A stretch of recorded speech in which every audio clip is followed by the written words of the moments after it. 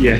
Welcome, everyone, to the latest installment of Drinkin Dynasty. With me, once again, you know him, you love him, you trust him. Might still be working on that. Lou, buddy, how are you tonight? I'm good, man. Episode 14, Lou. This is awesome, bro. I notice, is that a new hat you're rocking there, friend? So, huge reason why I'm excited today, man. Drinkin Dynasty got their first piece of merch, man. So, pretty sexy hat, man. Looks good. I like it. I want to give a shout out, man. This was done by Leftys Threads. She does excellent work. She does hats, sweaters, hoodies, t-shirts, and she can also be found on her Instagram handle is at Leftys Threads. Oh, sweet. So she did great work for us, man, and she's somebody I definitely plan on going back to. We will be sure to drop her deets, her info in the video description. I like the braid. I like the braid across the bill. That's definitely my style. And this was her idea, man. She wanted to test this out, and I love it. It's kind of the bolo tie of hats, but in a cool way. Is Lefty a lefty? Do you know? Did you ask? I'm actually not sure, man. Not sure. She wouldn't appropriate my culture unless she was an actual southpaw. I am a left. Are you a left-hander? I'm a left-hander. No, righty. Yin and yang. Alrighty, so what are we here to do tonight, Lou? Let's remind the people. We're trying to cover Dynasty Data Labs round 16 through 25 in a startup draft. The briny depths of the startup draft, down in the Marianas Trench of draft territory. These are the guys. There's going to be, by the time it's all said and done, no matter how much you know, there's going to be a couple guys drafted where you're like, who the fuck? Who was that? What's that guy's name? Does Terrell Owens has a kid? Man. I love these rounds. These rounds are so much fun for me, man. Like, I love them. Guys like Kyron Williams and Bucky Irving have been found in these rounds in each of the last two startup cycles. So, hey, take your eye off the ball at your own peril for sure. All right, so before that, though, I believe we've got some news that you're going to walk us through. Before that, what is the beverage, the weapon of choice for young Lou? Yeah, man. So, you know my spot. I love walking around Total Wine, and I found a pretty badass can, man, by a Paperback Brewery. Kind of show this can to you. Oh, shit. Right. But I thought it went perfect with today's episode because it's Dollar Store Heroes. I like it. So we are going to be bargain bin shopping, looking for those unsung late round heroes in your Dynasty startup drafts, man. Nicely done. So you know me, Lou. I'm a big liar. I always say that I'm going to I always say that I'm going to get cool new beer. And then what do? I keep drinking the same beer I already had because I didn't finish the 18 pack or the 24 pack yet. So last time I said I was going to do what you do. I was going to go to Total Wine, get some cool beer. And of course, what did I do? This time I followed through. I went and got, yeah. That's a good drink right there. I got your boys at St. Arnold's, the Citrus Boom Imperial 9.5, and from Tups Brewing here in McKinney, Texas, right up 75 from you. McKinney, Texas, Tups Brewery's Evil Dankster. I think it like prankster, but Dankster. And it's a 9%er. So it's gonna be a good time. I'm gonna be saying some real weird shit by the time. You feel good, man. Yeah, I'm gonna. All right. So while I crack this, how about you talk about the trades, the crazy NFL trades that happened? Yeah. So what are the Dolphins doing? Some NFL news, man. So the Steelers made a trade with the Miami Dolphins, man. So the Steelers acquired Jalen Ramsey, Juno Smith, and a 2027 seventh round pick. Did you say Juno? How do you say it? I say Juno. I say Jonnu. Like it's supposed to be. Maybe that's right. Jonnu. Okay. There we go. For Minkah Fitzpatrick and a 2027 fifth round pick. So we don't play IDP, so we mostly care about that tight end movement, man. And my first question to you, Luke, why does Arthur Smith hate me, bro? Like, Fryermuth has been one of my late round picks in redrafts, in dynasty drafts, and now my boy has question marks, man. So walk me through this. What should I be looking for with this trade? So I think Pat Fryermuth needs to learn how to speak H-back in a hurry, because looking at the way that they used him last year, I mean, he lined up in the slot a lot. I think he took like 25, maybe even 30% of his snaps out of the slot last year. That work's going to Jonnu. I'm sorry. Like, Pat Fryermuth is a good player, solid tight end, versatile. Like, he's one of those types of tight ends where, like, having him on the field, like if you have like Pharaoh Brown or Tip Raymond or some guy like that on the field, you're tipping to the other team, to the defense. This is probably going to be run. It's more likely this is going to be a run play. If it is a pass play, this guy's not catching the ball. So having guys that are true 3 down, like George Kittle's, where it's like they can do everything. So it doesn't really tip to the defense what's coming at all. Pat Fryermuth is that type of guy.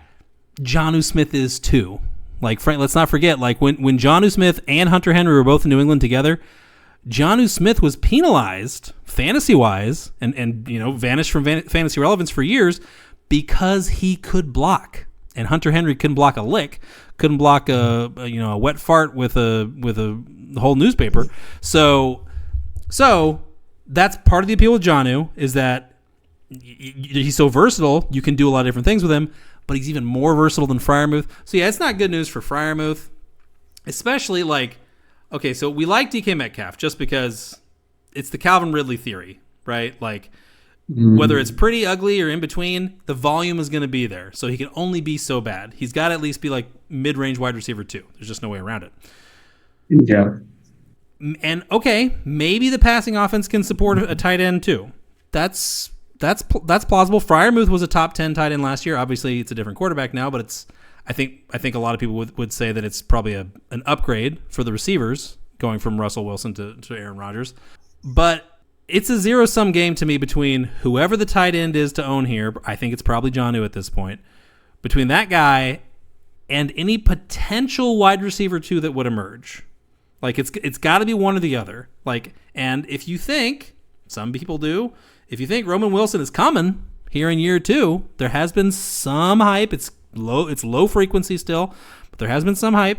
You think he's coming, there's only so much to go around here. Aaron Rodgers is not going to throw for more than 3,800 yards. 30, I'll give him 3,900 maximum. So, and then DK is going to take his. DK's taken, we got to think, 1,100, maybe 1,200 right off the top. It starts to, I mean, Jalen Warren's going to nibble some, Caleb Johnson, the backups. All of a sudden, there's not a ton to go around here. So, I think Jonnu can survive here, but as far as Fryermuth is concerned, it's not great. It's not great news. I'm moving him.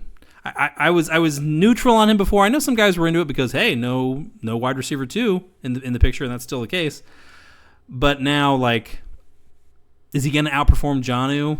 Why did they go get Jonnu then? What was the point if they weren't going to feature him more? So, but it's possible that both are fighting irrelevant. It is possible. You're breaking my heart right now. I'm just gonna say that. You know it's true. You know it's true. So and then what was the Jonnu domino falls? What happens 24 hours later, Lou? This one surprised me. So the Giants and the Dolphins reached an agreement. So the Giants are getting a 2026 6th-round pick for the on-retiring Darren Waller and a 2027 7th-round pick. Man, what's your thoughts on that? It's crazy to me. Well, maybe not crazy, but I was surprised that like the Giants were willing to do it to let Darren Waller come out of retirement and kind of. I mean, he's showing up the franchise. He's saying, I have no interest in playing football if you guys are going to make me play for you, but if you'll trade me to this specific team, then fine. I'm good with that. For their trouble, the Giants got a day 3 pick swap. Yes, it's a 2026 pick instead of a 2027 pick, but it's a 6th rounder, and they gave up a 7th a year later. Like the Ravens to take Deontay Johnson off the Panthers' hands, that's basically what they got. It was in the same year, granted, but like it was strange to me that the Giants would even bother with this, considering how little they got for it. But whatever. I mean, Darren Waller in Miami, I'm kind of into it. It totally depends on, like, is Darren Waller actually serious, or is he just is he behind on some alimony checks to Kelsey Plum, and this is a way for him to kind of defray his debts? I don't know. What do you think? So my biggest enjoyment came from picking him up in several dynasty leagues and getting an FU message, following up the waiver claim, man. So I had a lot of fun with that. I was kind of looking into it. So there's a few reasons why he retired. He mentioned he lost the passion for football, and I think being on the Giants team is a huge component in that, right? And he also had a medical scare, so apparently he was having some difficulty breathing and things like that.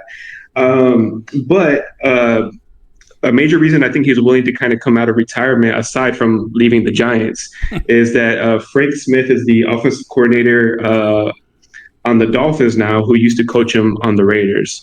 So I'm actually into it, man. I'm into taking a flyer on Darren Waller. It could be nothing. Maybe he has injury history again, but if he hits in any kind of way, which is possible with his athletic ability and his ability as a wide receiver, then it's worth the pickup, especially at the cost. Yeah, I mean, we don't know what we're going to get from Jalen Waddle at this point. We really don't. We've been waiting since. It feels like it's been longer, but we've been waiting since 2023 for him to turn it back on. Really, 2022 even. And, the fall off because of injuries and ineffectiveness, mostly injuries, between him and Tyreek Hill, it opened a Jonnu Smith-sized void in this offense for somebody to fill. Mm-hmm. Will Darren Waller actually step up and do that? I don't know. He's not the same kind of player as Jonnu at all. I mean, he's not a guy who is going to be, creating a ton on his own. He's going to work down the field. I mean, that's he operates more like a traditional receiver. And he's not always been a huge red zone threat in his career, weirdly, considering his size. So we'll see. But, I mean, a lot of people are out on the Dolphins, just kind of period right now. I don't super understand that, because look at 2022 and 2023 guys. I mean, this was a fantasy smorgasbord of production both those seasons. Like Devon Achane, 7 yards a carry as a rookie. Before that, Tyreek Hill and Jalen Waddle went nuts in 2022. So like people are just walking away from the Dolphins in fantasy. I feel like that's early. Like Tua could absolutely have a top 10 season again. He absolutely could. I mean, look at the weapons. Yep. So like if is the offensive line gonna hold up? If it is, what are we doing? It can make things happen. So I'm into Waller, and what we should do is, as we're going through here, we should start picking out like the spot where we're like, okay, right here, this is where I would take Waller if we get to that point. In round 16 we're probably not going to get there, but by round 25 I think we might. So shall we commence with the very serious business of talking ADP? Let's do it. I'm ready. Okay. I got to knock down the full screen here so that we can toggle over to rounds 16 through 20. Let's go, Lou. Okay. Do you want to read through the first round? Yeah.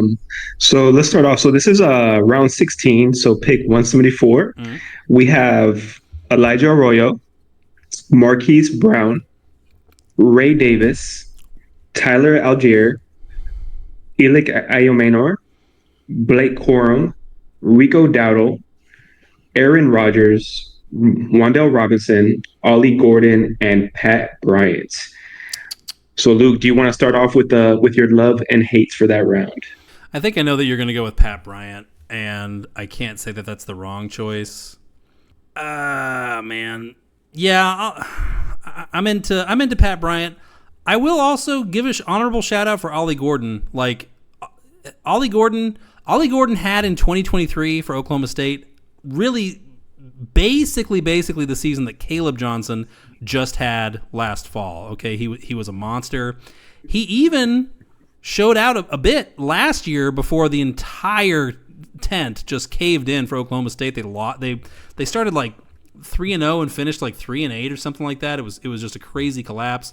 He also got a DUI, which obviously was a huge turnoff for a lot of teams. He torpedoed his draft stock. But Ollie Gordon is a bad man. Ollie Gordon is the Braylon Allen of this draft class, period. Full stop. Like, he's super young. He is built like a fucking Abrams tank. And he can hit some home runs, too. He's actually got a little bit of breakaway speed. So I think Ollie Gordon is a tremendous potential value here. You know, we said the same thing about guys like Blake Corum last year, and now the bloom is off the rose there for guys like that big time. Ray Davis, I kind of see the appeal, especially with James Cook kind of making some, doing the crybaby thing a little bit with the Bills, but whatever. He's going to get taken care of in the end. Teams are paying their guys right now. As far as the guys I'm out on, I mean, we know this is it for Aaron Rodgers, and we know he's a Steeler. Like, if you just have to have another starting quarterback, fine. It's round 16, but there's not a lot to love there. Marquise Brown feels like a guy who the league has passed by. I know that is maybe a hard thing to hear or to want to believe at this point, because he has shown promise and he has been productive before, but it's just been so long, and like the Chiefs are not counting on anything from him more than like being like the third or fourth receiver, maybe sub in if there are injuries. So, I mean, I'm not going to say I hate the pick, but like looking at the other guys here, I think there's more upside in Ray Davis, Tyler Allgeier, Blake Corum, maybe even Wandale. I'm not a big Wandale guy, but yeah, Marquise Brown, I'm having a tough time loving at this point. What do you think, Lou? Yeah, so let me start off by saying this. Let's do this. If we ever say the same love or hate, we got to take a sip as we go through this. What do you think about that? Deal. Battleship if we got the same guy. I like it. Yeah. So I actually, for my love, there's actually a few guys I love that you mentioned, but I'm gonna actually say Tyler Allgeier. I don't wish injury upon anybody, but if Bijan ever goes down, we know that Tyler Allgeier can handle full workload. And what I like about this pick is if that situation ever happens, you can actually trade him at a higher value, man. His value instantly goes up in that situation. So I think he's a good handcuff running back to have in dynasty leagues. My hate, which I actually liked him a lot last year, I'm just a little concerned. I actually put Blake Corum as my hate. And the reason for that is I'm a little bit concerned about Jarquez Hunter. I don't know if Blake Corum is the 2 or the 3 right now. So it's a little bit messy for me at the moment. And he didn't get a lot of opportunities last season, but in the opportunities he did get, I didn't really see any flashes yet. So just a little bit of, I don't hate the player per se. I'm just a little concerned about the situation going into next season. That is fair. The Rams have shown absolutely zero sentimentality when it's come to, especially under McVay, when it comes to abruptly moving on from a running back. Like they do not wait around. Zach Evans, God, has so many others. Zach Stacy, although he had other issues off the field. Darryl Henderson, D Hendo. Couple times. Yeah. They walked away from him a couple times. Obviously, Cam Akers. A couple times.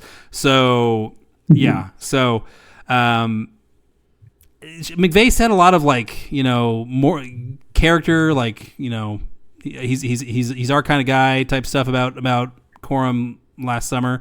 So I'm not pulling the plug on him just yet. But yeah, his last season at Michigan, they really piled the workload extra high, and he did not look like the same guy he did in 2022. And yeah, I worry if he's kind of got secretly a lot of miles on those legs already. Yeah, I'm not so sure about Allgeier, but I won't knock it. All right, so round 17. Let's go back to the board here. All right, I'm going to read this one off for us. Starting off, round 17. Oh God, fallen soldier. Jonathan Brooks at 17.1, followed by Harold Fannin, DJ Giddens, Will Howard, Christian Kirk, and Jatavian Sanders in the top half.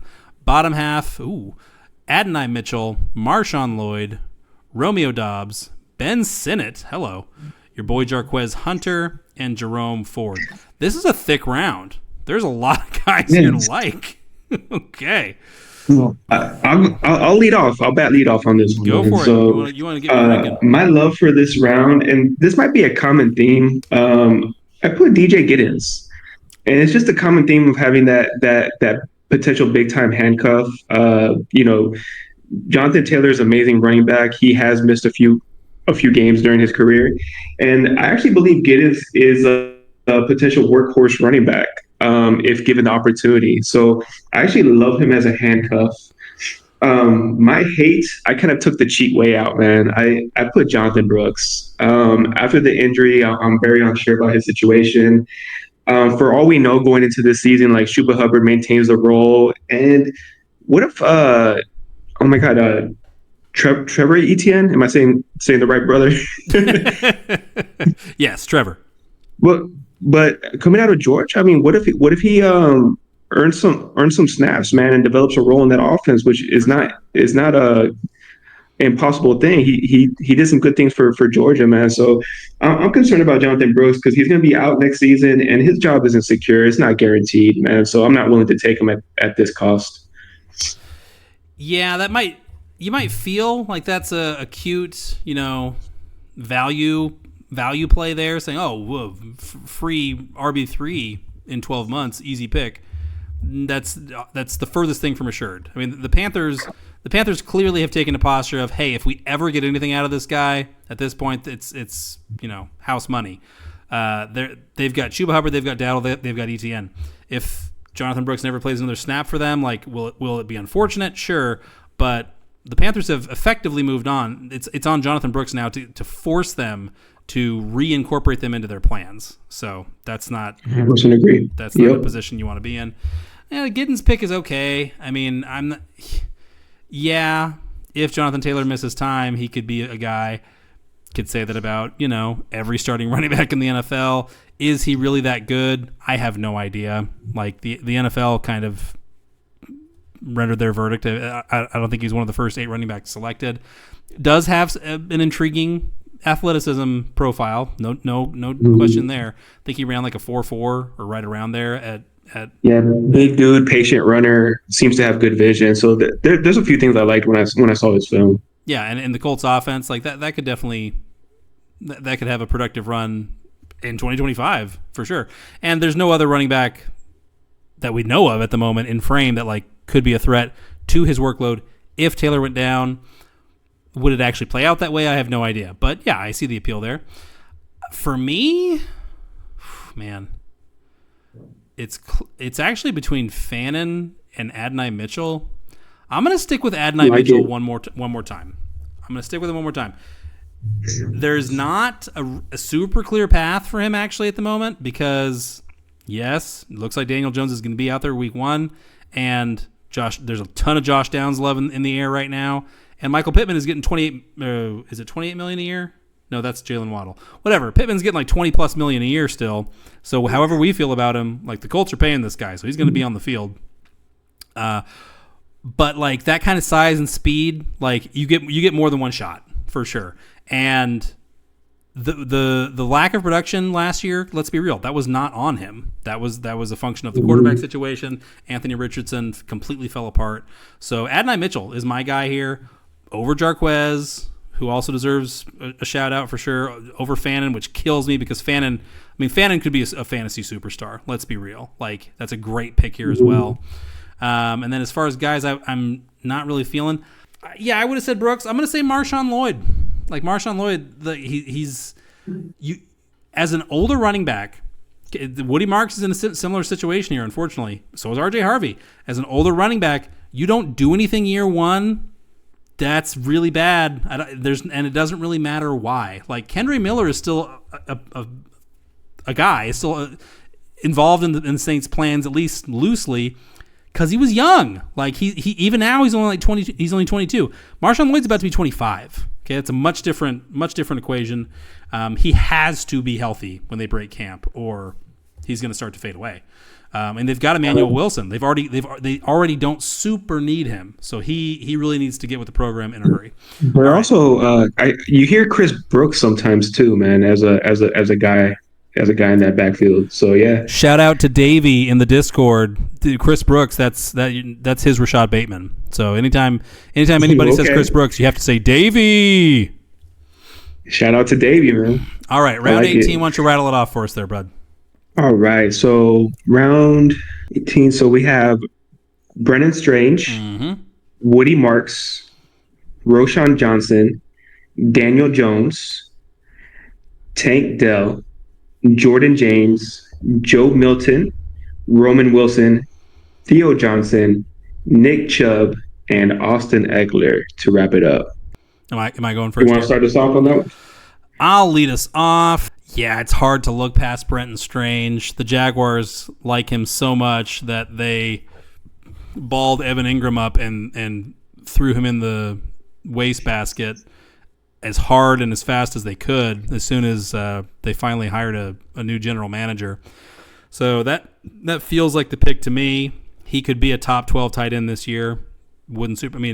I'm expecting a fair amount of target consolidation for Brian Thomas Jr. and Travis Hunter on the wide receiver front, but like Brenton Strange could hoover up a lot of work, in front of the safeties, even in front of the linebackers. It's possible. So yeah, that seems solid. I'm kind of into the Daniel Jones thing, but he could get benched in September. He's not going to enter the season with like a super strong mandate if he struggles. And this is Daniel Jones we're talking about. He probably is going to struggle. So Roschon, I'm out. Woody Marks, sorry, I need you to show me something before I'm going to really care much. Jordan James, if you are a CMC owner, Jordan James needs to be. You got to get one of him or Guarendo, if not both, for sure. Yeah.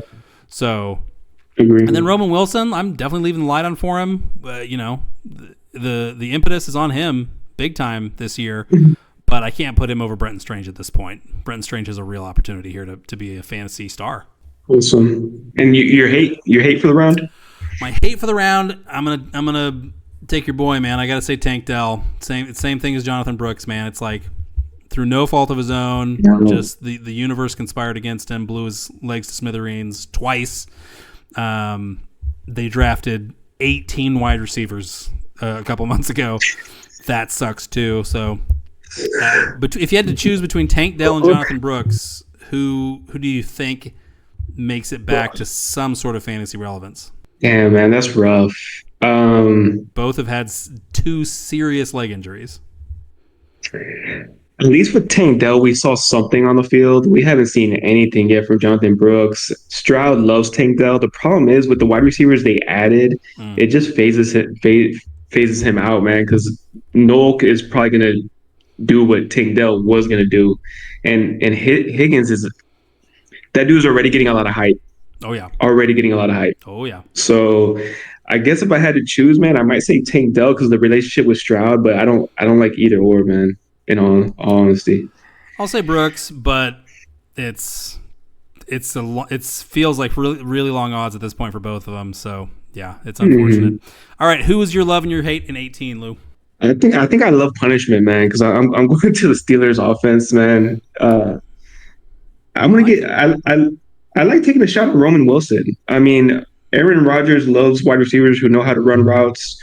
Roman Wilson knows how to do that. True. He's getting a lot of positive feedback out of camp already, and he has a legitimate chance to be the wide receiver 2 on the Steelers. So I don't know how many targets that determines, but I don't mind taking a shot on somebody like that this late in the draft. Somebody who I really loved last year in the rookie class. My hate is somebody I mentioned last week, or I believe it was last week. Anyway, I'm going to put Roschon Johnson on my hate list. He hasn't flashed. It's been 2 years already. Yeah.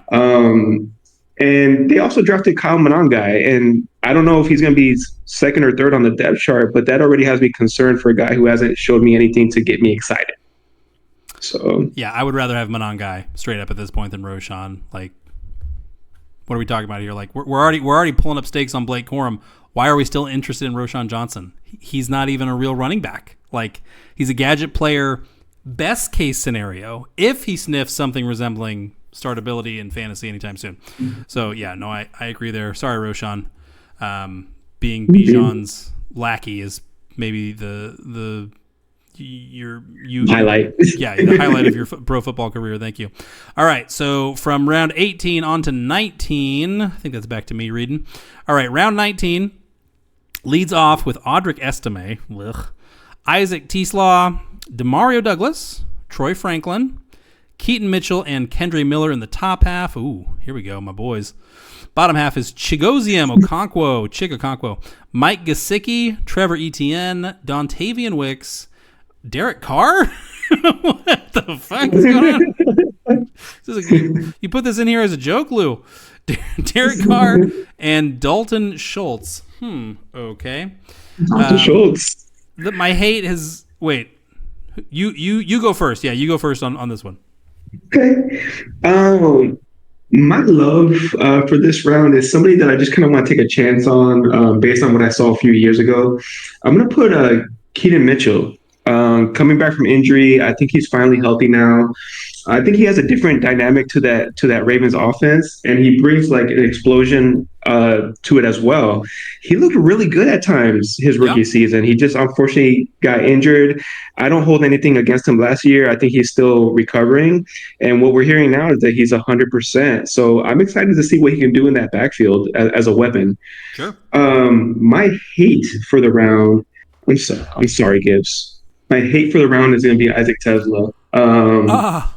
Who am I to judge how the 2025 Lions draft, right? I just don't know if I see him becoming a solid NFL wide receiver for fantasy football purposes. So I'm not really sold on the prospect. The other person I was going to mention real quick, man, if Derek Carr happens to unretire and signs with the Dolphins to reunite with Darren Waller, I'm in. I love it. The problem is Derek Carr is deeply Christian, and Miami, as you know, is a hotbed of sin. So I don't think he's going to be He could test his faith there, though, bro. He could rescue. More power to him. He could save them. He could help them get saved. No, yeah, I don't think we're going to see Derek Carr unretire this year. Yeah, no, I'm going to have to knock the Carr pick. Like, I don't know what he's doing in the top 25 rounds. That's really stupid. I mean, I literally have no understanding. What are you doing? We're drafting. Let's draft Tom Brady then. Let's draft who else retired? Ben Roethlisberger. So yeah, that doesn't scan. The player that I like the most of the players that are actually still in the NFL. Oh man, I want to say Chig. I do want to say Chig. That's your boy. I can't believe you dumpstered TeSlaa. I'm still processing. You went out of your way to cross him off. I'm going to say Kendre Miller. Actually, I'm going to say Kendre Miller. There's a little bit of buzz early in Saints camp. Granted, Kendre Miller has not gotten injured and ruined his entire season yet. Once he does that, the buzz is going to probably stop. Kendre Miller has reportedly looked pretty good so far.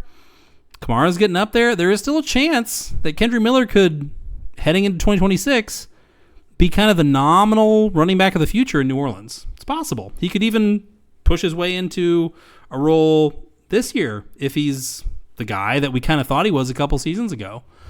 He's got. It's some possible, but that backfield is crowded, man. They got CEH. They have Devin Neal, my boy. They signed Cam Akers, so it's crowded. It's crowded. We're worried about Clyde Edwards-Helaire in the year of Devin Neal. I'm worried Devin Neal. Okay. Yeah, Devin Neal maybe, but yeah, CEH and Cam Akers, bro. No, I'm not worried about those guys. I am worried about Kendre Miller not slipping in the shower and going on IR again. That is a real possibility. But yeah, look at Forest for the Trees. I want some upside. It would have been Chig if not for Kendre. And it probably should have been Chig because, exciting new quarterback coming in. That's the rising tide that can raise all ships for sure. All right, round 20, Lou. Lead us off with our boy Kyle. Right. So we have Kyle Monangai, Brashard Smith, Alec Pierce, Quinn Ewers, Kirk Cousins, Hunter Henry, Jordan Whittington, Cole Kmet, Xavier Restrepo, Amari Cooper, and Adam Thielen. Do I get to go first? I think I should. Do it. For me, it's Jordan Whittington. That's the pick of the litter here for sure. Oh, shit, I'm surprised. Okay. You're surprised out of these guys? Yeah. Who else would it have been? Yeah, Whittington. Like, go ahead. It's certainly not a sure thing. Like, they liked him so much that they immediately got rid of Kupp and brought in Davante Adams so that he could stay, a reserve player. So the Rams aren't super sold on him being the guy going forward, but he showed some ability. He processed short balls at a high. He did not drop the ball. He consistently turned out positive plays when he touched the ball last year. Very limited sample size when he was pressed into duty because of Kupp and Naku injuries. But, he answered the call. And, Sean McVay, Steve Sarkisian is like the father he never had or some shit. And Steve Sarkisian said, hey, this Jordan Whittington guy, you should get him. You should pick him up. He's a real guy. So, yeah, Davante Adams is going to be 33. Is Davante Adams going to be a Ram in 2026? Maybe. Maybe not.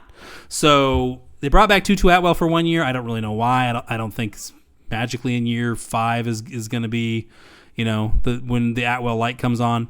So there's a real path here for Whittington long term. And in this round, at this point in the draft, get a piece of the Rams offense with some actual upside. I love that. You could make a case for Allgeier or Brashard Smith, but that's sure. It's a lottery ticket. It's a scratch off ticket. Guys, I'm fading here. Xavier Restrepo's got no business up here. Restrepo is foolishness. I try not to be like a combine humper, a guy who just lives and dies by the combine numbers, but 4.8, we're talking about a guy who ran a 4.8. Like, come on. Pat Fryermuth runs a faster 40 than this fucking guy.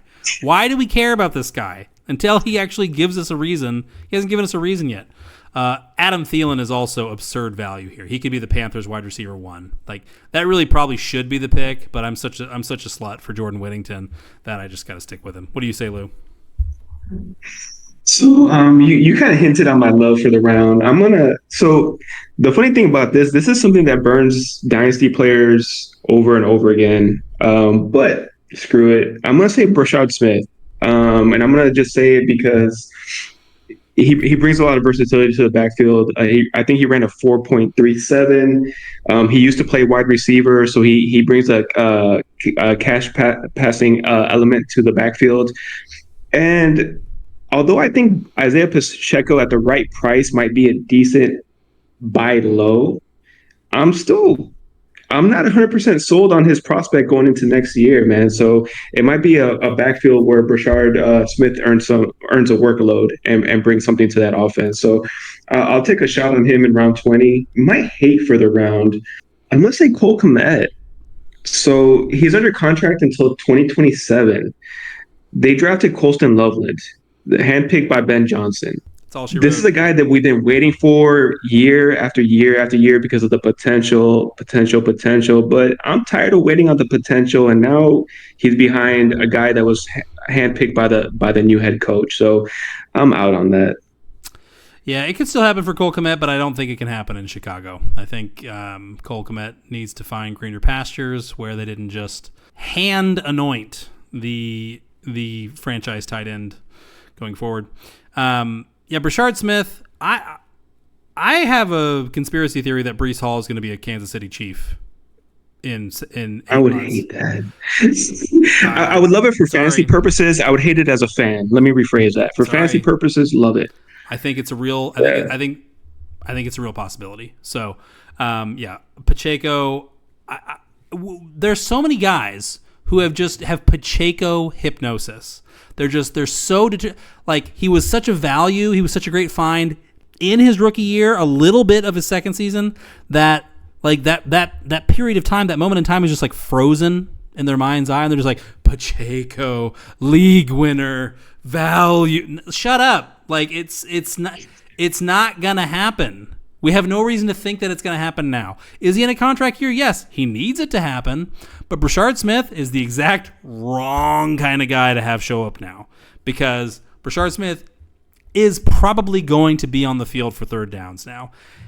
And that means Isaiah Pacheco is going to be in Devin Singletary mode. Like, maybe he'll see some work on the goal line. Chiefs don't really punch it in on the ground inside the 5 a ton, though. They've got Travis Kelce. They've got other guys. So, yeah, Pacheco's up against it, and he needs to make it happen this year, and I don't buy that it's going to happen.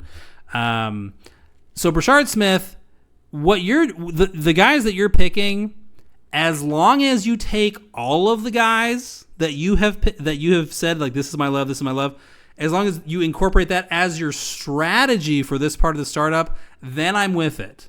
Because are they all going to hit? No, of course not. Are 2 going to hit? Almost definitely not. 1 should, though. And as long as 1 hits, that's all that matters. You win. So as long as you go get Monangai and Brashard Smith and Jarquez Hunter, you hoover them all, Jordan James, all those guys, 1, maybe 2 is going to be a real part of your team going forward, and that's the best you can hope for this part of the board. So it's all or none. You got to hit them all or leave them all alone. That's a good point that you brought up, because the 2025 rookie class is supposed to be a historic running back class, and I love the idea of taking your shots late round on some of these RBs, man. They're not all going to hit, like you said, but I think a few will. And it could add a lot of value to your team. For sure. Okay. So you read 20. That means we're going to 21, and I'm reading? I think it is. Yes. Ooh, shit. Okay, round 21. We're starting off with a banger. Round 21 starts with Cleveland Browns franchise quarterback, Dillon Gabriel. Maybe. Oh, man. Spencer Rattler, the Dillon Gabriel of 2024. Will Shipley. Zach Ertz. Hello, buddy. Andre Yeshivas. Value. Noah Gray at the top half of the round. Bottom half is New Buffalo Bill Josh Palmer, Kayshon Boutte, Michael Wilson, Aronde Gadsden the second. Put some respect on his father's name, you fuckers. Savion Williams. Oh, fuck. Christian Watson. Christian Watson is at the it's your boy. Bottom of the 21st round. Wow. Okay, Lou. You just go ahead and say it. He's your love. Go ahead and say it. Nope. You go first. So there's been a common thread in my loves, man, and don't say Shipley. I am. Oh, you got me. Come on. I'm drinking out of disgust, not because I agree. You're drinking out of disgust. Listen, if you're a Saquon Barkley owner, you better get you some Will Shipley, man, for insurance. Do you believe that? Do you believe that? Who else? They don't have Gainwell anymore, man. Like who's going to take the carries? They'll trade for Kareem Hunt if Saquon Barkley goes down. They're going to call Leonard Fournette. Hey, bro, we need you. Yeah. What's Latavius Murray doing? Shit, yeah, man. If Saquon Barkley goes down, the offense changes. There is no backup to Saquon Barkley. If there is, it's not fucking goofball, fucking accountant-ass looking Will Shipley, okay? Hey, tap out. Let's put some respect on Will Shipley's name for a little bit. He's very versatile at the position. I got you. He can catch passes in the backfield. He's a really good pass catcher. And like I said, who's behind him? Really? Let's see. Who else they got? They got to have somebody. They got to have somebody that they could committee with Shipley if something were to happen. You and I might be able to gain a yard behind that offensive line. Seriously. I don't skip leg day. All right. So who else do they have? They got A.J. Dillon, man. Come on. Bro, dude. A.J. Dillon. You're the one saying Shipley. Trash. He's trash, but what is Shipley? Come on, man. Okay, Shipley's your love. Who? What's your hate? Don't you say it. Don't you dare say it. Who do you think I'm going to say? I just know you better not say it. Savion? Okay, that's fine. You can say that all you want. That's fine. Williams. All right. So he's big. He's strong. He's fast. Leaps tall buildings. Potential. I don't think he's going to ever reach his potential. So unlikely. That's my take on him. Plus, he's on the Green Bay Packers, man. Like, it's wide receiver 6. We got Reed. We got Watson. We got Golden. We got Dobbs. That's just too many names. Malik Heath. Too many names, man. So you can't catch Wicks. You know what I'm saying? So Wicks. How can we forget? We should have given. So I'm out on Xavier Williams, man. I'm not about that. You know what's going to happen is like in week 3, they're going to do like a quadruple reverse, Statue of Liberty, flea flicker touchdown to Savion Williams, and he's going to be the waiver wire pickup of the millennium because he's going to. That's when you sell him. Yeah, exactly. He's going to truck 3 dudes and then do a fucking 360 front flip into the end zone and then hit the fucking Michael Jackson dick grab and a perfect end zone celebration. So then people are going to be freaking out like, Savion. He's going to be the Twitter poster child of 2025 for like 8 hours straight. And then he's going to disappear into the abyss with such force that there will no longer actually be proof that Savion Williams ever existed. His social security number will be scrubbed. The Packers will have a 52-man roster for the rest of the season. They'll be like, who the fuck? Who? Savion? We don't have a number 87 on our team. We never have. Like, that is what is going to happen with this guy, guys. He is poor man's Cordarrelle Patterson. Remember Cordarrelle Patterson when he got drafted? And he was such a physical freak, like, how could it not work? And dollar store. Exactly. Cordell Patterson. And I mean, there's dollar store heroes, and then there's fucking guys who belong at the dollar store like Savion who actually cost like $4.50. I'm not paying no $4.50 for a box of Tic Tacs. So yeah, Savion, fuck that. You know my love is Christian Watson. Get the fuck out of here. What are we talking about? Christian Watson in the 21st is an abomination. Now, granted, this ADP data is pulling from May. It includes May startup drafts. And in May, we were still very much under the assumption that Christian Watson will, if we get 8 games out of him, we'll be lucky. The equation has changed now very, very, very significantly. Christian Watson might give us 12 games in 2025. I don't care how much you love Matthew Golden or you're a Romeo Dobbs truth or whatever the fuck. If Christian Watson gives us 12 games, or, as of the start of the season, has the potential to give us 12 games, everybody knows he doesn't belong down here in the 21st. That's ridiculous. So just by virtue of math, Christian Watson has to be the pick here. Your pick was fucking wrong. And my hate here. Hey, we'll see if it's wrong when he gets hurt like week 3, bro. He's due, okay? Ever heard of law of probability, Lou? Fucker?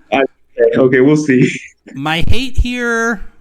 I until I saw Christian Watson at the end, I was gonna probably go with Dillon Gabriel as my favorite because it could absolutely bear out that like Kenny Pickett gets waived in like 8 weeks, and Joe Flacco starts like 5-6 games, and then Dillon Gabriel comes on and is okay. Like if you go back and really look at the tape of Dillon Gabriel, he can play NFL quarterback. Can he be a franchise quarterback?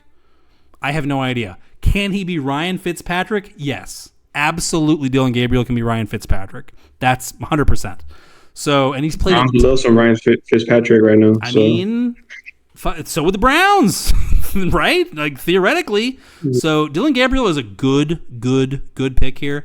I want to keep the light on for Spencer Rattler because he deserves so much better than what he got in where he landed and, just the shit show that was the New Orleans Saints from like week 5 on. He is, he's the underdog in a quarterback battle with Tyler Shuck. He has to beat Tyler Shuck handily to break camp as the guy. Now, could Shuck struggle and then Spencer Rattler comes on? Sure. But if Shuck is struggling, that means the Saints are struggling. If the Saints are struggling, like, what is Rattler really going to get a fair shot? It's unlikely. So I can't say Rattler. Ertz is a quality pick. Noah Gray could. Noah Gray's solid. We're all thinking that Isaiah Likely is like money in the bank, and you take him at his current price, and next year you've got a certified tight end 1. What we think will happen for Isaiah Likely could instead absolutely happen for Noah Gray. Let's just say that much, okay? Like, when they've called on him, he has been good. He's been good in the red zone. He scored a lot of touchdowns relative to the number of targets he got last year. Noah Gray's pretty good. He could be good enough to compel the Chiefs to make him the heir apparent for real to Kelsey in as soon as 2026. So he's a good pick. But yeah, for me, it's Christian Watson. The hate has to be, I'm going to say Michael Wilson. I know you said Savion, and that's fine too. But Michael Wilson, like,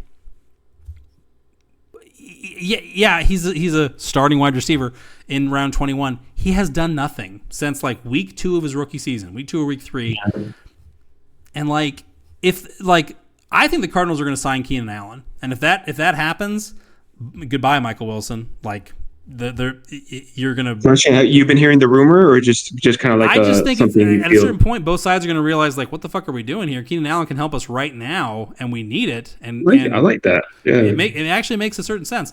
So yeah, like Michael Wilson, he hasn't done anything. And, like, what is the mandate for the Cardinals? The mandate is to get Marvin Harrison Jr. the ball and to keep getting Trey McBride the ball.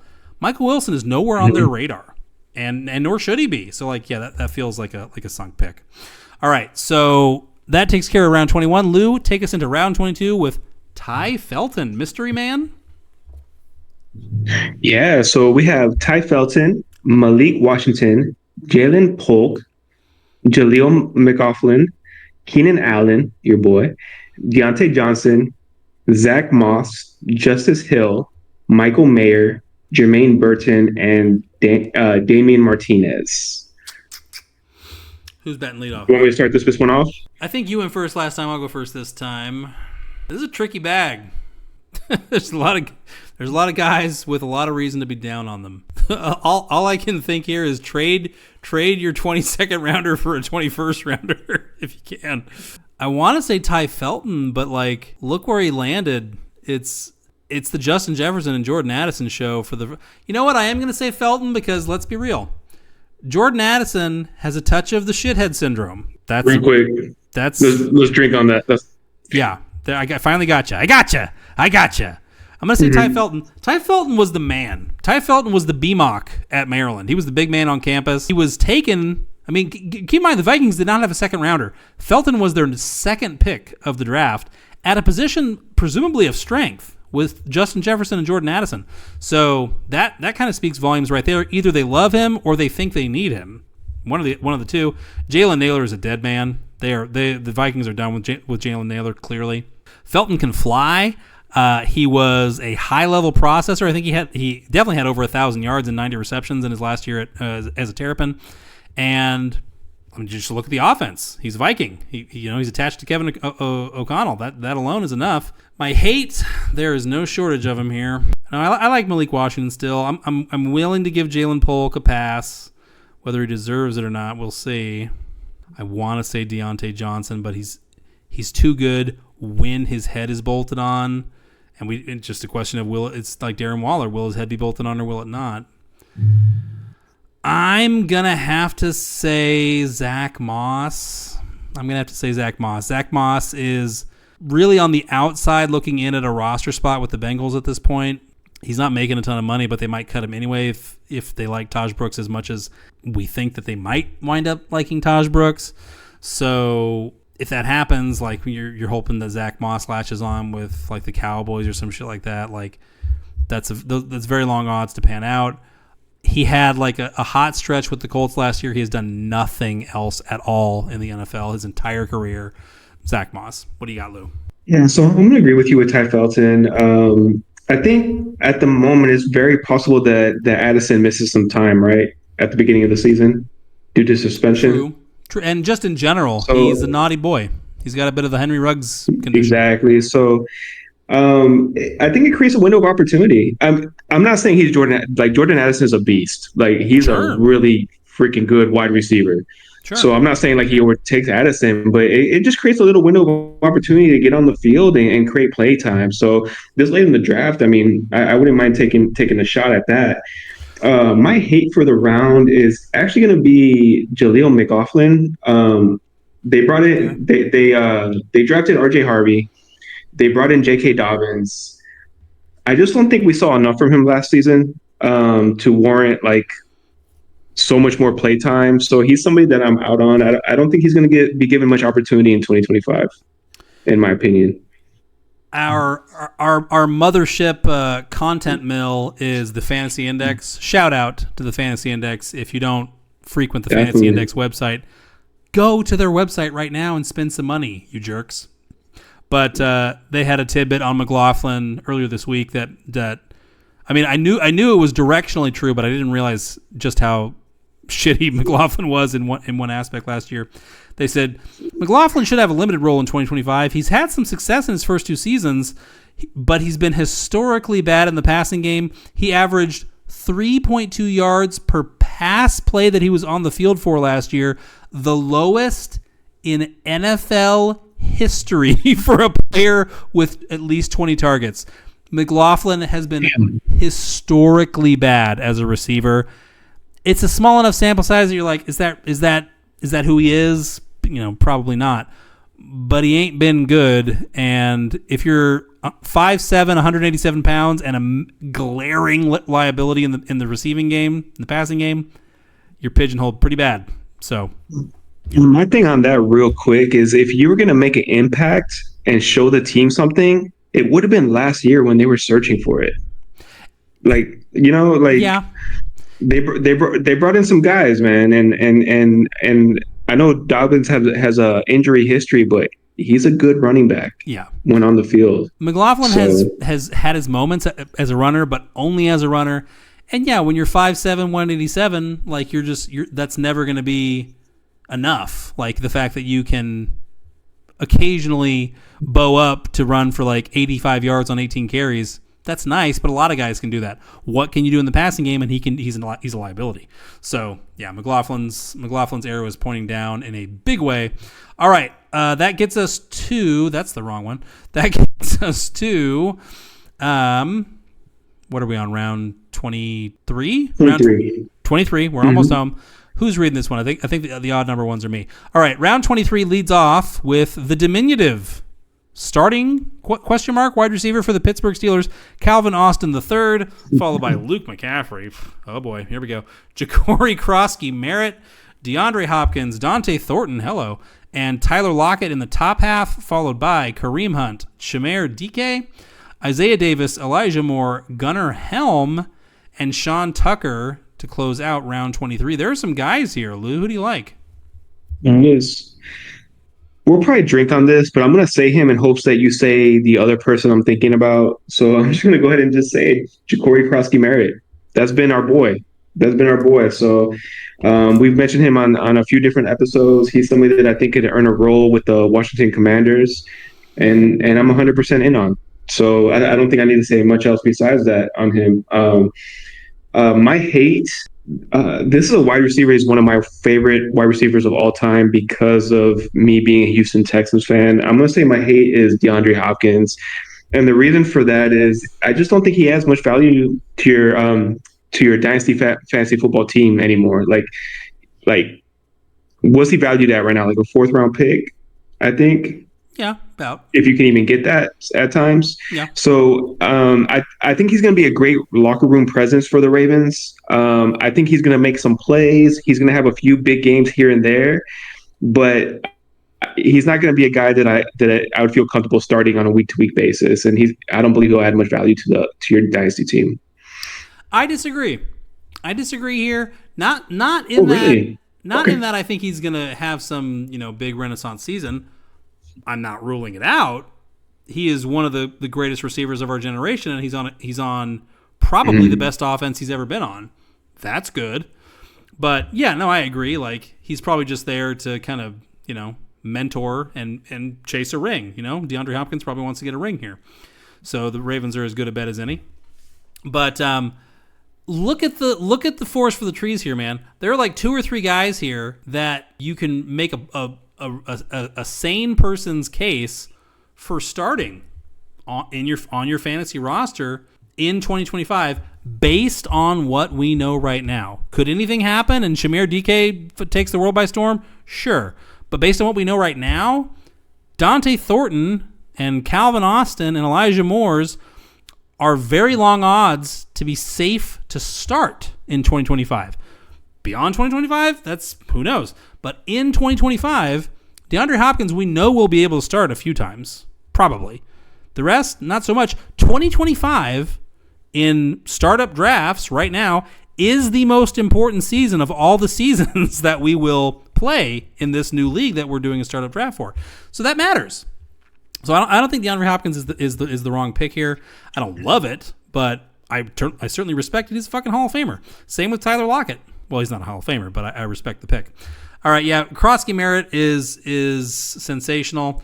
I think you want me to say Dante Thornton. I'm not going to say that here because... you got me excited, and then you just... While I think... Go ahead. So, here's the thing. Big, fast guys that can play a ton outside are valuable to their real-life NFL teams and can be valuable in fantasy. They also sometimes aren't. Look at Marquez Valdez-Scantling, for example.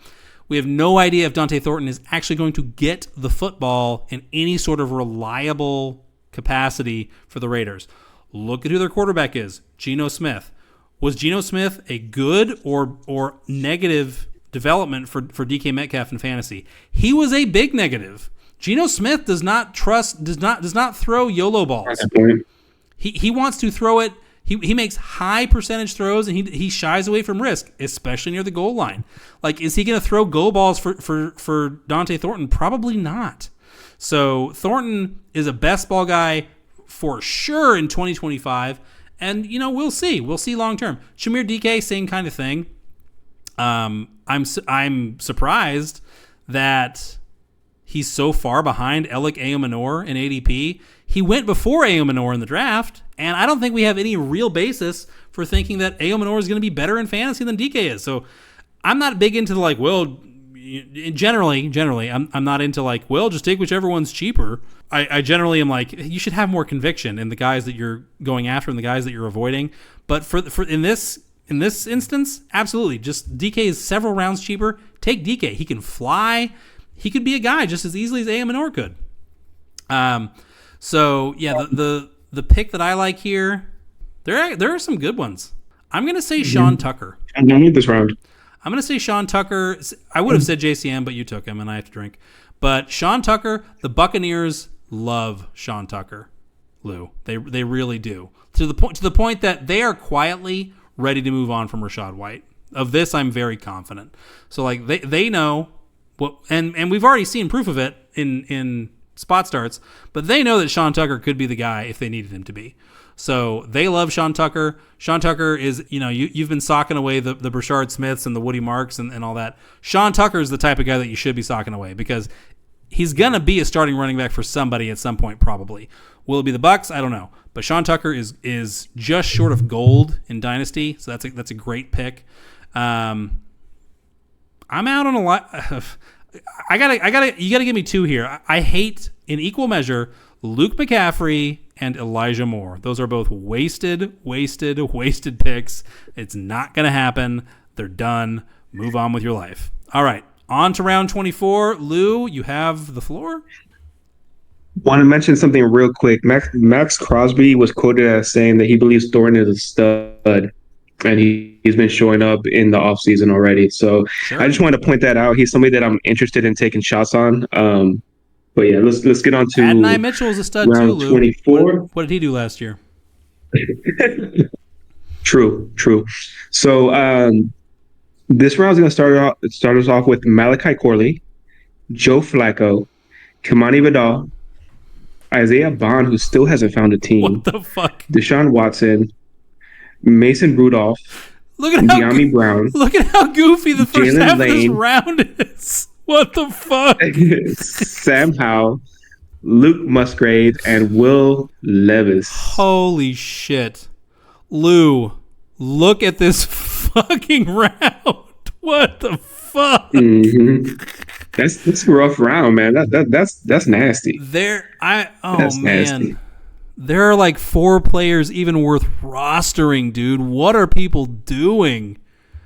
Holy, my pick is gonna blow your hair back. My pick is gonna blow. It's gonna blow my hair back, and I'm the one making it. I don't have much hair to blow back, man. So we'll see. You got to grow some. You're gonna need to grow some. Am I going? Is it me? Is it me? Go ahead. My love. You ready for this? My love is Deshaun Watson. Out of these options, it's Deshaun. No. It's Deshaun. Look, this isn't about. I don't hate it, but it doesn't feel right. This isn't about morality, dynasty football and morality. Never the twain shall meet. Okay, this is not a fucking Boy Scout contest.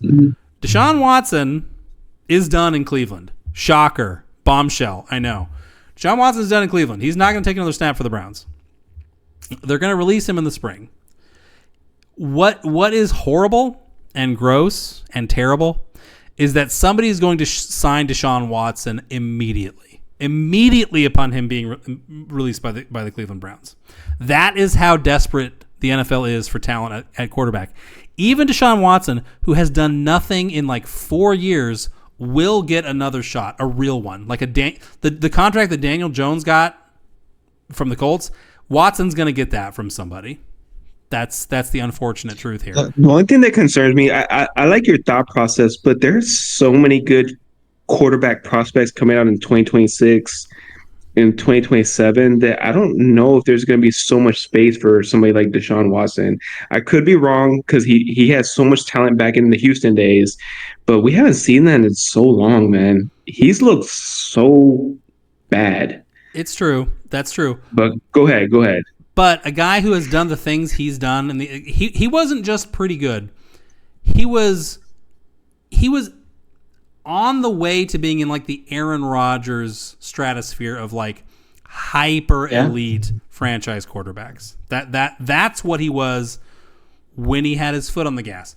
What I think is going to happen is NFL teams are going to realize Deshaun Watson robbed the Cleveland Browns.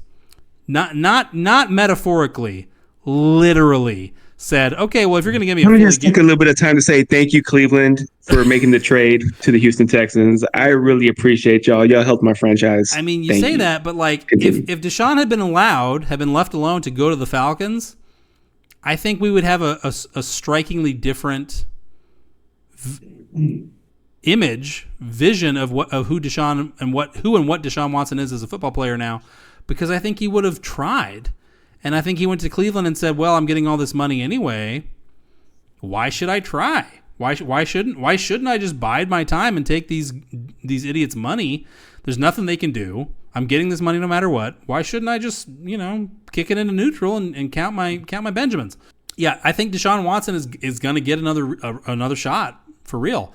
And also, by the way, look at the fucking chaos that is this round. Isaiah Bond has never had an NFL team. Kamani Vidal buried. He's like the RB7 for the Chargers. Joe Flacco older than Beelzebub. Malachi Corley corpse. Mason Rudolph racist who gets his head caved in with a helmet by Myles Garrett. De'Ami Brown's like the best other player in the round. Him or like maybe Sam Howell. So like it's Deshaun Watson almost by default. Deshaun Watson is a millionaire. The rest of these guys fucking barely are. Deshaun Watson has made more money than all these guys combined. So, yeah, anyway. The player that I hate, Isaiah Bond might never take a fucking NFL snap. It's Bond. Lou, your turn. So, my love for this round, and this is me just taking a home run swing, because this guy, he might get stuck on special teams, punt returner, kick returner. But for the team he was drafted to, I'm just going to take a swing on Jalen Lane. Yep. Guy has true speed. He's playing with a quarterback that proved that he's really good last season. Jaden Daniels at throwing the long ball. Jalen Lane is a good gadget player, and he has big-time speed. So I'm going to take a shot on a guy and a good offense. And I know they brought in Deebo Samuels, and I'm hoping Deebo Samuels does his thing because I'm a fan of his. But there's potentially room for a young wide receiver to grow on that team and to earn a role. So I'm gonna take a swing on him. And then you kind of mentioned this. I'm gonna kind of I don't know if you can see on the screen, but it says buried. My hate for the round, you mentioned it, Kamani Vidal. They drafted Amari Hampton in the first round. They brought in Najee Harris. This dude is dead and gone. It's done. I'm not worried about trying to pick him up on any of my teams. Several years ago, actually, the Buccaneers drafted a running back and then just kept adding running backs until he was buried so far down the depth chart. They brought in Leonard Fournette. They brought in, who else did they bring in? Was LeGarrette Blount back in town briefly? I feel like he was. Regardless, They just kept. Sounds right. Who was it? Ronald Jones. It was LeGarrette Blount and Ronald Jones together for a while. Oh yeah. Remember Rojo, Dallas royalty, Ronald Jones. They just kept bringing in all these other running backs, and they buried a guy from Vanderbilt named Ke'Shawn Vaughn. Do you remember Ke'Shawn Vaughn, third rounder for the Buccaneers several years ago? Kamani Vidal feels like Ke'Shawn Vaughn. We're gonna forget that. We're gonna be like, in a couple years, we're gonna be like, Kamani Vidal is still on the Chargers? What the hell? We're going to be like surprised because Ke'Shawn Vaughn hung around on the Buccaneers for like 4 years just doing nothing. So, yeah, it's only been 1 year, but it's very hard. It's very hard to summon much excitement for Kamani Vidal. All right, so that brings us to round 25. We're going to close out here. Ooh, we've got some boys. All right. Round 25 leads off with Jalen Tolbert. Not dead yet. Jalen Tolbert.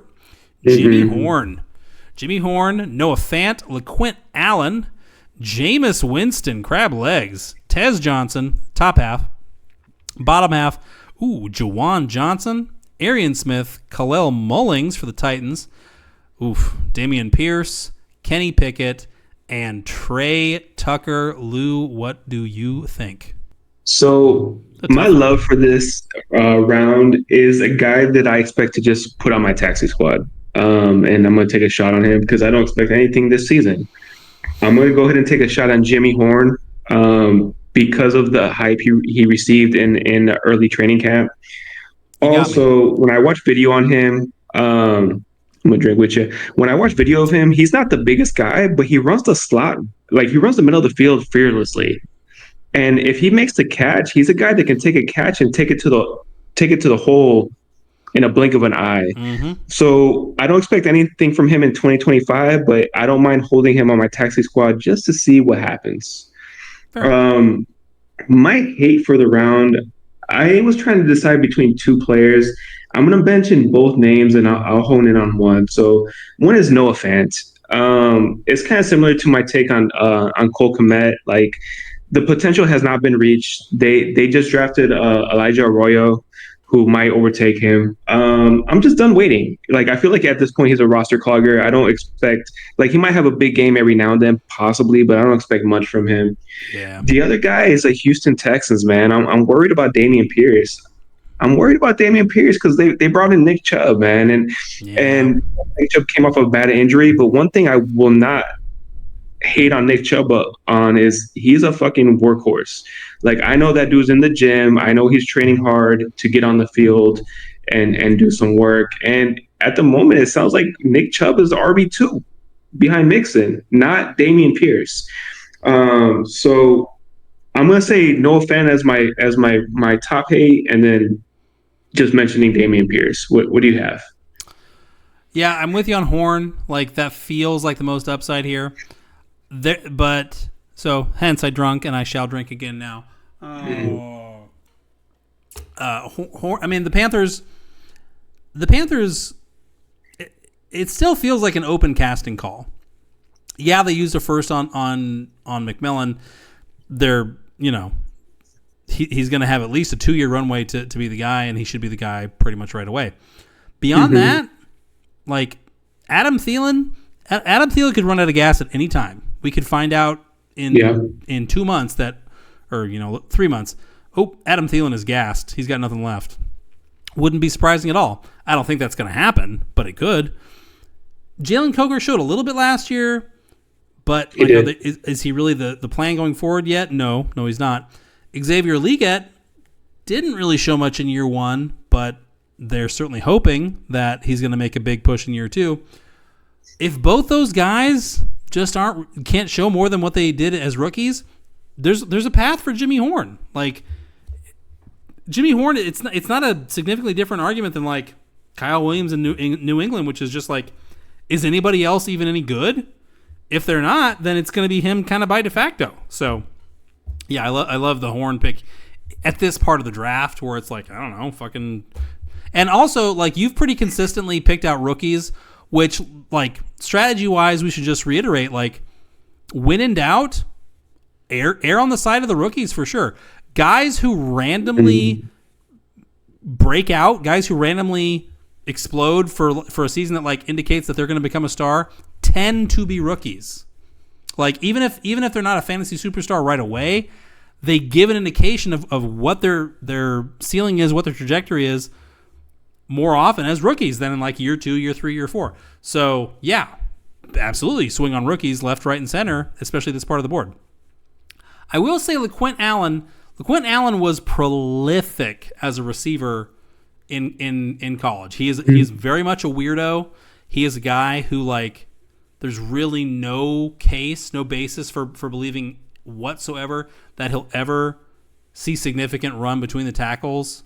Like he may never have double-digit carries in a game in his career. He might be Travis Homer, but he is legitimately good enough as a receiver that he could. What would be a reasonable facsimile for LeQuint Allen's ceiling? McKinnon, maybe, or is that too high? I mean, maybe better than McKinnon even. I mean, McKinnon didn't have a super long run. But yeah, as like a pure passing work specialist, maybe like a Danny Woodhead or something, like it's possible. So, and I know like there's so many running backs. He's like the running back 4 right now. That for LeQuint Allen is not subject to all that. Like if he works out at the thing that we expect him to work out as, he's going to be on the field for some of the passing down work at some point in his rookie season. Whatever happens on first and second down, that's somebody else's deal. That's somebody else's problem. LeQuint Allen is here to be on the field on 3rd and 8, on 3rd and 11, on 3rd and 12. Yeah. So that could really happen. I'm going to also... I got to point out, Juwan Johnson did just get $10 million a year from the Saints. Yeah. And their top 2 receivers, Rashid Shaheed, Chris Olave, they both love to get hurt and miss time. You know, It hasn't really happened for Juwan yet, but also like right as he started to maybe show like, hey, could this guy be like Jimmy Graham 2.0? Sean Payton said, fuck this, I'm out of here. And he's just been in purgatory ever since. If Kellen Moore is a real offensive, whatever, guru type of head coach, him and Doug Nussmeier together, maybe it happens for Juwan here. It could. It's not super likely, but it could. And then the pick I hate is Kenny Pickett. Like he sucks. He fucking sucks so bad. Like if chance for him starting week 1 for the Steelers, man. When you really stop and think about it, you will almost invariably realize, yeah, he just sucks so bad though. He's not one of the 40 best quarterbacks in the NFL. That's bad. That's really bad. So Pickett is a wasted fucking pick. Don't do that. 32, bro. You said 40. Exactly. He's absolutely not a top 40 quarterback. Not even close. So, yeah, don't do that. Will Levis is an infinitely better pick than Kenny Pickett. That's fucking saying something right there. So, yeah, out on Kenny Pickett. All right. Lou. We made it, bro. Yeah. Holy shit. I'm pretty drunk. So, any trade offers you've been thinking about, send it my way. You probably want to got you. Go ahead and fire those off. I'm feeling I'm feeling dangerous. All right, Lou. I'll be honest. I had an idea for our next episode, but I got too drunk and now I forgot what it is. We'll be back. We'll figure that shit out. It's all good. Next week with another scintillating episode of Drinkin Dynasty. Before that, though, you said we were going to talk about that bombshell trade offer. Should we talk about it on air, or should we let's take it off air? Oh, we're doing it live. You want to do it live? Whatever you think is best, bro. Okay, it's such a fucking whale of a trade that I feel like, okay, fuck it, let's do it live. Okay. So in that league, Fit F2, which you've said is your first ever Dynasty startup, and you're kind of on the fence about what you're going to do with that roster now because it's kind of a redheaded stepchild. I caught wind of a trade that's in the works in that league. Get a load of this. He's done a good job of rebuilding, though. Yeah. Well, hold on. This is what I caught wind of. I caught wind of Caden sending to Bronk, Jamar Chase, Dak Prescott, and Deebo Samuel for four 2027 first-round picks, a 2026 third, and a 2027 third. So That would obviously be the largest trade that we've seen in that league since the infamous trade, the Colt Williams trade back in the startup, where they just fucking broke fantasy football, broke dynasty football with that trade. But yeah, this would be a whale of a trade. Caden has made a lot of noise about wanting to rebuild, tear that thing down and make it his own in that league. So now you know. So you want my input? Yeah, what do you think? I don't like it for Caden. Yeah, I'm not crazy about it either. I understand 2027 first are like a huge thing right now because of the prospects in that draft. But some people might say like you can get like what Chase can be worth like sometimes up to 3 firsts by himself. 3 minimum. And we don't know. I don't know where those first land. I don't know if they're like late or mid or early, but they better be early, right? Because you're also giving up Dak Prescott, who I'm willing to bet after the 2025 season value is going to go up a bit. Yep. Because his value is really down right now. Like Debo, I get it. Like Debo, like his value right now is kind of like stagnant, but Caden's taking a lot of risk on this deal because somebody like Jamar Chase, who you can go out and get a like proven players and picks. Yep. You're just taking a big risk, man. Because Bronk wins that trade. Yep. Yeah, that's my take. With those 4 firsts, if one of them turned into Chase, you would be overjoyed. You would do backflips. Yeah. Like that's like Caden better hope he gets like Archie and Jeremiah Smith. Yep. And that's not a guarantee. Nope, not at all. Not at all. Yeah, no, I agree. But let's not forget, when you're taking over an orphan, you want to make it your own. Well, that certainly makes it your own, doesn't it? Because you're getting rid of two of your best players. Yeah, that's a big deal. Yeah, so if you want to go politic against it, by all means, go ahead, because that's a whole lot of deal. All right, well, Lou, I'm gonna cut this thing off, but it's been a pleasure as always. You're a sweet fella, and we'll be back with you all next week with some more Dynasty talk on Drinkin Dynasty. Yes, sir. Thanks for tuning in, and happy 4th of July. Happy 4th. Exactly. We'll be back with you folks next week.